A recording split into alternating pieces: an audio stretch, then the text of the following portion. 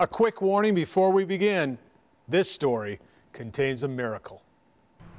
Like so many people, the Moores have a gun for home protection, a 12-gauge shotgun they kept in a bedroom closet in their Lebanon home. In January 2016, they thought they heard an intruder. Jeff loaded the gun, checked the house, and put the shotgun back.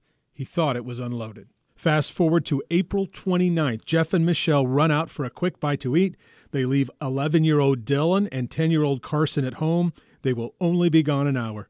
Then something happens so traumatic that even now, 1 year later, Carson still has never talked about it, not to anyone. But somehow, playing cops and robbers, he got the gun and accidentally shot himself. Dylan calls his parents, calls 911, and everyone rushes to Dandelion Drive. I was wanting to get in there. Yes. Because I was expecting to say bye.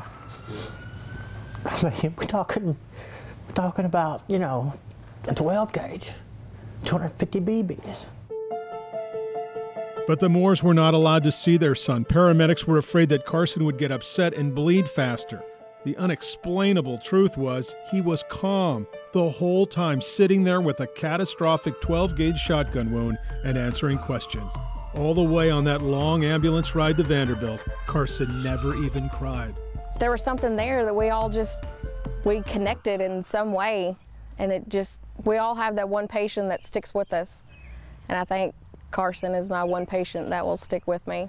Remember, Jeff and Michelle hadn't seen him yet, not until he came out of the ambulance at Vanderbilt. I was standing there outside the ambulance when they opened the doors, and I reached my arm out as they were pulling him off the ambulance, and I said, "Oh my goodness, baby." And he looked at me and he said, "Mama, will you please pray for me?"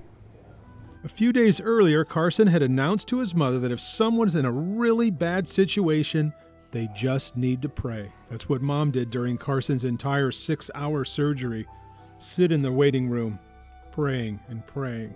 The doctors finally came out with news. And he said, "It's nothing short of a miracle. His bladder is completely untouched." And then he said it again, and then he said it again. The intestines weren't touched, rectum wasn't damaged. Yeah.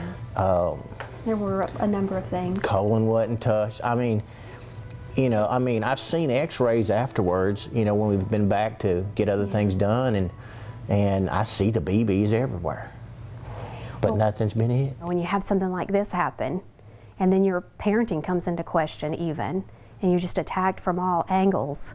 I remember a couple of days after the accident, I remember sitting in the hospital room with Carson, and I remember thinking, how do people do this without God? How can people get through this?